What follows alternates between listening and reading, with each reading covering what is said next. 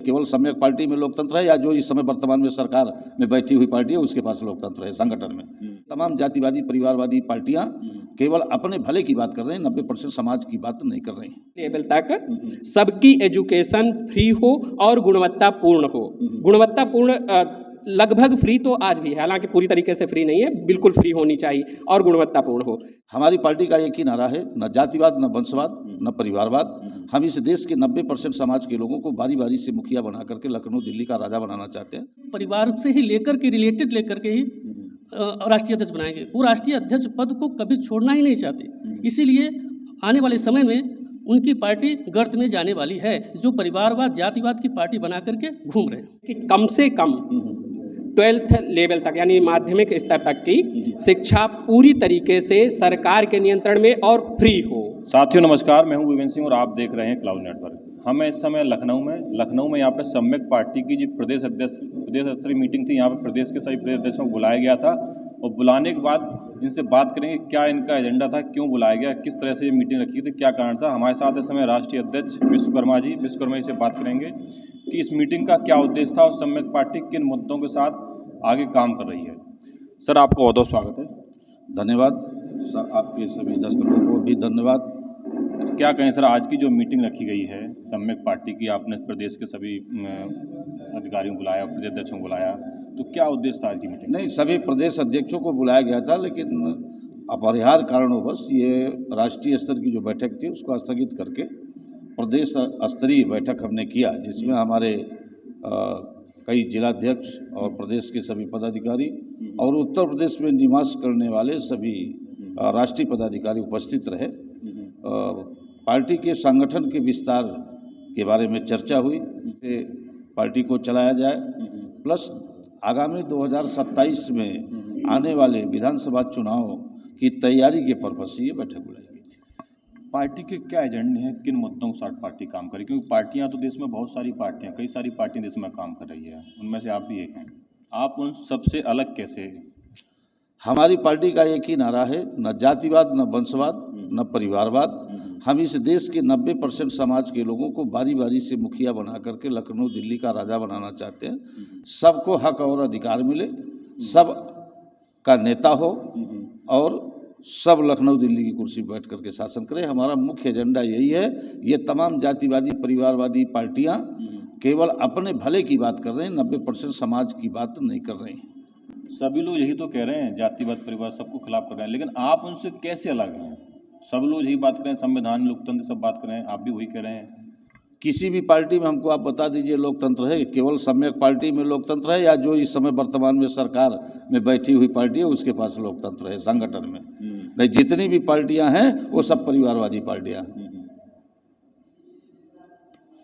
चिल्लाने के लिए भले वो चिल्लाएं कि हमारे यहाँ लोकतंत्र है, भाई राष्ट्रीय अध्यक्ष बदल देना, अपना प्रदेश अध्यक्ष बदलें हर 3 साल के बाद या 5 साल के बाद, बनावे ना मुख्यमंत्री। वो बार बार वही, जितनी बार वो जीत करके जाएंगे वही मुख्यमंत्री बनेंगे, वही मंत्री बनेंगे, वही राष्ट्रीय अध्यक्ष रहेंगे।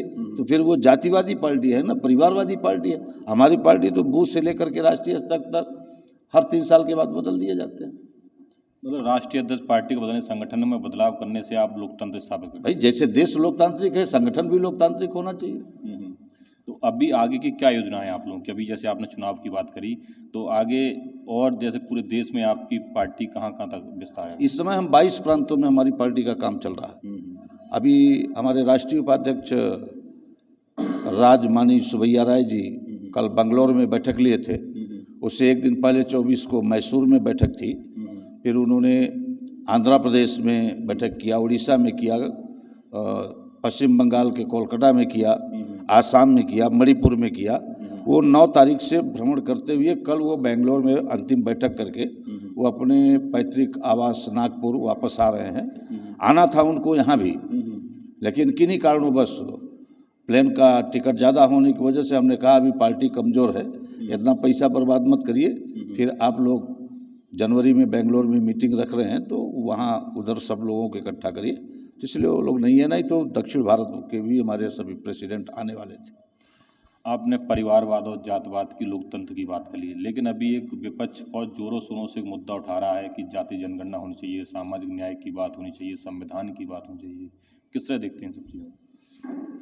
जातीय जनगणना हो जाने से लोगों की जाति का पता चल जाएगा, किसकी कितनी संख्या है। जैसा एक नारा है, जिसकी जितनी संख्या हमारी उसकी उतनी हिस्सेदारी, उस हिसाब से सबका बंटवारा हो जाएगा। तो इसको कराना ना, जाति जनगणना होनी चाहिए। ये तो हम भी चाहते हैं जाति जनगणना हो। और लोकतंत्र और संविधान की लोग बात कर रहे हैं, लोग कहते हैं संविधान खतरे में है। संविधान खतरे में नहीं है, उनका परिवार खतरे में है, उनकी राज सत्ता खतरे में है। संविधान खतरे में नहीं है। संविधान को चलाने वाला व्यक्ति अगर दिल्ली की कुर्सी पर बैठ जाएगा तो यही संविधान सबसे अच्छा संविधान होगा, भारत का सबसे अच्छा संविधान है। संविधान खतरे में नहीं, संविधान को कोई मिटा नहीं सकता। ये इन मुद्दों के साथ जैसे कि महंगाई, बेरोजगारी, इनके लिए आपकी क्या, एक आम जनमानस से जो जुड़ी समस्याएं, उनको लेकर आपकी क्या एजेंडे है? देखिए, महंगाई लोग चिल्ला रहे हैं। हर 20 वर्ष के बाद महंगाई अपने आप बढ़ती है। ठीक, जैसे पॉपुलेशन होगा, जैसे लोगों की संख्या बढ़ेगी तो कुछ न कुछ तो महंगाई होगी, लेकिन उस पर कंट्रोल होना चाहिए। जितना इस सरकार में महंगाई है उतना और पहले नहीं थी, अब होना भी नहीं चाहिए। तो महंगाई तो भाई एक गरीब परिवार के लिए एक तरह से विष का काम कर ही रही है। एजुकेशन को लेकर क्या पॉलिसी है आपकी? ये लोग चाहते ही नहीं कि पिछड़े दलित समाज के बच्चे पढ़ें। कौन लोग नहीं चाहते? जो सत्ता में बैठे हुए लोग हैं। ये तो चाहते हैं कि वो जिसका जो पुश्तैनी धंधा वही करें, हमारी गुलामी करें, हमारी सरकार बनाती रहे।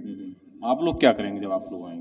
हम तो पहले से बता दिया आपको, हर जाति का मुखिया होगा, हर जाति का मुख्यमंत्री होगा, प्रधानमंत्री होगा। और जिस जाति का मुख्यमंत्री प्रधानमंत्री होता है उस जाति के लोग सीना तान करके चलते हैं। हर जगह उनको हकूक मिलने का काम होता है। नहीं तो कैसे हक मिल जाए? अगर जाति का कोई मुख्यमंत्री या प्रधानमंत्री बन जाएगा तो उसके परिवार या उसके आसपास घुसता है, लेकिन पूरी जाति लोग कैसे है? आप जमीनी ग्राउंड पे क्या काम करें? जैसे अभी हम एक देहाती उदाहरण आपको दे रहे हैं। मैं विश्वकर्मा हूँ, हमारा थाना मांडा है। हमारे थाने में एक हमारे जाति का यशो आ जाए या सच्चो, वो हमको पहचानता न हो, लेकिन उस मांडा थाना क्षेत्र के अन्य बिरादरी के लोग विश्वकर्मा समाज के लोगों के ऊपर अत्याचार करना बंद कर देंगे कि हो न हो ये विश्वकर्मा का संबंध उस सच्चों से हो। तो अब आप समझ लीजिए कि जब मुख्यमंत्री बनेगा तो क्यों नहीं। उदाहरण के तौर पे आप लोगों ने तो देखा भी, बहन जी मुख्यमंत्री रहे तो सीना तान के लोग चलते थे, भैया मुख्यमंत्री रहे तो सीना तान के लोग चले, उनको हक अधिकार नहीं मिला, हर जगह पहुंच गए वो। चलिए हम और लोगों से बात करते हैं। यहाँ पे और काफ़ी सारे लोग बैठे हैं। सर, राष्ट्रीय अध्यक्ष जी ने कहा कि न जातिवाद न परिवारवाद, हमारी पार्टी में वंशवाद जातिवाद नहीं होगा। अभी हाल में जितनी भी पार्टियां हैं, क्षेत्रीय दल हैं, वो सब कहीं ना कहीं अपनी जाति के लोगों के साथ चिपके, और वो लोग वहाँ उनके साथ हैं, लेकिन वो लोग अब वो आपके साथ क्यों जुड़ेंगे? क्यों आपके साथ जुड़ेंगे? देखिए, हमारी पार्टी किसी जाति या किसी धर्म से नहीं है। पार्टी का यही बायोलॉज भी है कि हमारी पार्टी जो है बूथ स्तर से लेकर राष्ट्रीय स्तर तक सभी का एक कार्यकाल है, निश्चित कार्यकाल है। वो समय के साथ हर 3 साल के बाद परिवर्तित कर दिया जाता है। तो जब हमारी पार्टी में कोई मतलब एक स्थायी रूप से बरकरार नहीं रहेगा, हर जाति के हर धर्म को बराबर व्यवस्था मिलेगी और उन्हें एक स्वस्थ राजनीति का मौका मिलेगा।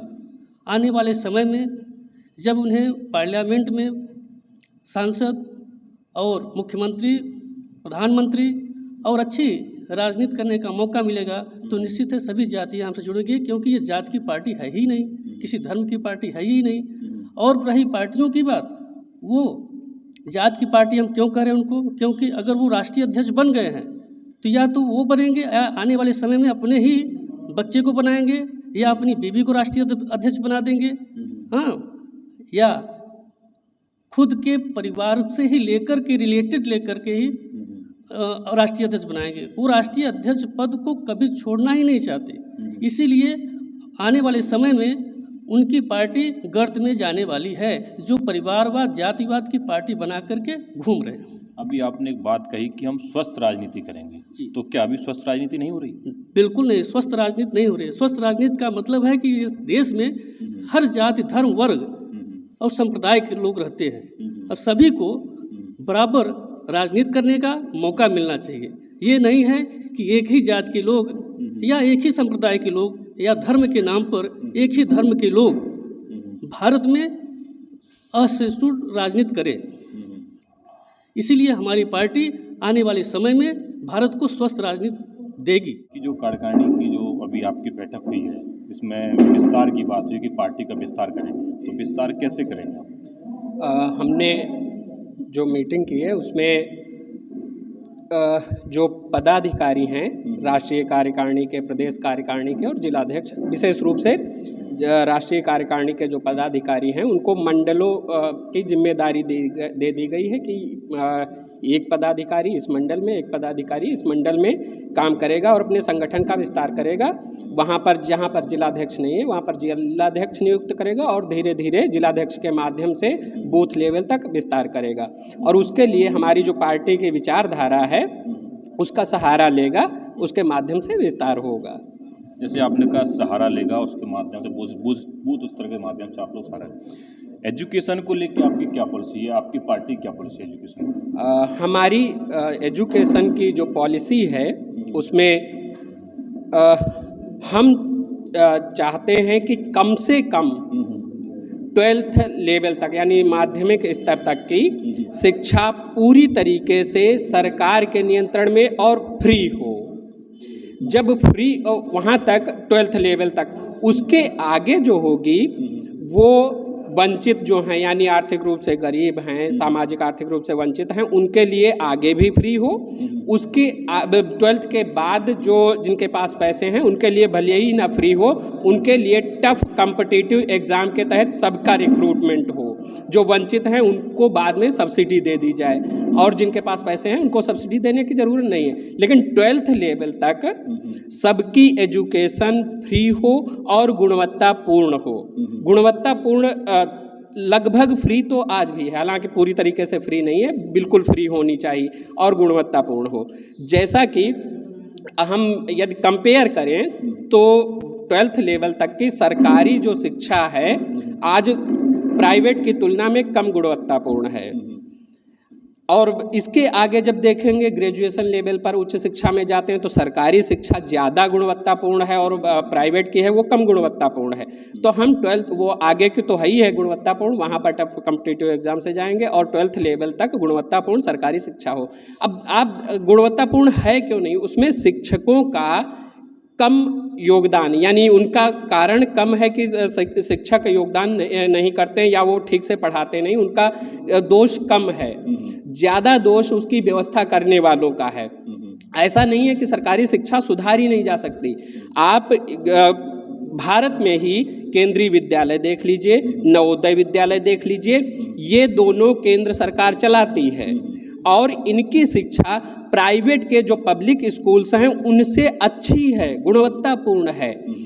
प्राइवेट जो पब्लिक स्कूल जबकि वहाँ पर फीस ज़्यादा होती है, वहाँ ज़्यादा संसाधन लगाती है, उसके बावजूद केवीएस और नवोदय का रिजल्ट हर साल ज़्यादा जाता है और वहाँ पर एडमिशन के लिए मारामारी रहती है, लोगों को एडमिशन नहीं मिलता है। उसका कारण है कि उसका मैनेजमेंट अच्छा, मैनेजमेंट जैसे मैं केंद्रीय विद्यालय संगठन में रहा हूँ पहले, वहाँ पर शिक्षकों की भर्ती भले ही एक रेगुलर टीचर यानी परमानेंट टीचर काम कर रहा है तो भी मार्च में इंटरव्यू बाहर से ले लिए जाते हैं ताकि यदि उसका ट्रांसफ़र 1 महीने के लिए भी हो जाए या महिला टीचर CCL पर चाइल्ड लंबे समय के लिए चली जाए तो उसको बुलाया जा सके। हमारे यहाँ जो ज़्यादा एजुकेशन स्टेट गवर्नमेंट प्रदान करती है उसमें क्या है, यहाँ तो टीचर ही नहीं है। प्राइमरी स्कूल में 5 कक्षाएं चलती हैं तो कम से कम 5 शिक्षक तो होने चाहिए, प्लस अदर वर्क जो डॉक्यूमेंट प्रपत्र वर्क करना है, अन्य काम करना है, उसके लिए एक्स्ट्रा या तो व्यक्ति रखा जाए जैसे क्लर्क या कुछ। सरकार कम जो एम्प्लॉय रखती है, जो शिक्षकों में जो कमी है उसको पूरी तरह से किया जाए। जी, जितनी कक्षाएं हैं हर लेवल पर उतने तो होने चाहिए और जब 5 के ऊपर जाएंगे तब विषयवार भी अलग अलग होने चाहिए। जैसे कि झारखंड में उन्होंने हमारी नीति है, शिक्षा नीति है, उसके अकॉर्डिंग 30 सेकेंडरी लेवल तक, कक्षा 8 तक के लिए 30 शिक्षकों पर 30 बच्चों पर एक शिक्षक होना चाहिए। उसके ऊपर है 40 पर एक होना चाहिए माध्यमिक में ही। लेकिन 40 पर एक हो, लेकिन 40 बच्चे यदि 4 सब्जेक्ट के हैं तो उसके लिए क्या एक ही शिक्षक रखेंगे? वो मैथ्स वाला सामाजिक विज्ञान कैसे पढ़ाएगा, या सामाजिक विज्ञान वाला मैथ्स कैसे पढ़ाएगा? उसके लिए अलग अलग शिक्षक रखना पड़ेगा। लोग आरोप लगाते हैं कि अभिभावक ही सरकारी स्कूल में पढ़ाना नहीं चाहते हैं, लेकिन आप ये बता दीजिए कि कोई व्यक्ति अपने पैसे बर्बाद क्यों करना चाहेगा? तो सरकारी स्कूल में गुणवत्तापूर्ण शिक्षा मिलने लगे तो लोग सरकारी स्कूल में पढ़ाएंगे। उसके लिए मैनेजमेंट ठीक से करना पड़ेगा। कम से कम और शिक्षकों को प्राइमरी में देख लीजिए 75 काम दूसरे जनगणना करवाएंगे, चुनाव गणना करवाएंगे, पशु गणना करवाएंगे, सब कुछ करवाएंगे, तो पढ़ाएगा कब? आप पहले तो समुचित शिक्षक दे दीजिए, सुविधाएं दे दीजिए, फिर उनका ठीक से सुपरविजन कर लीजिए, पर्यवेक्षण कर लीजिए। आप केवल पर्यवेक्षण करेंगे, सुविधाएं देंगे नहीं, ना तो शिक्षक मतलब भर को देंगे, तो कैसे गुणवत्तापूर्ण होगी ही नहीं। केंद्रीय विद्यालय सरकारी संगठन ही है और अकेले केंद्र सरकार हजारों केंद्रीय विद्यालय संगठन मैनेज करती है, कैसे मैनेज कर लेती है? यहाँ नहीं कर पा रहे हैं। और हर स्टेट की जो सरकारी शिक्षा है वो अच्छी नहीं है, गुणवत्तापूर्ण उतनी नहीं है जितनी होनी चाहिए। और विदेशों के भी उदाहरण है, हमसे गरीब देशों में भी गुणवत्तापूर्ण शिक्षा है और विकसित देशों में तो है ही। जैसा कि अभी राम सिंह सर ने बताया कि जो शिक्षा का जो मैनेजमेंट है वो सही होनी चाहिए, और सरकारी जो स्कूल हैं उनमें सही गुणवत्तापूर्ण शिक्षा होगी, मैनेजमेंट सही होगा तो अभिभावक भी अपने बच्चों को वहाँ पढ़ाएंगे, ना पैसा वेस्ट, क्योंकि वो नहीं चाहते कि उनका पैसा और समय वेस्ट हो।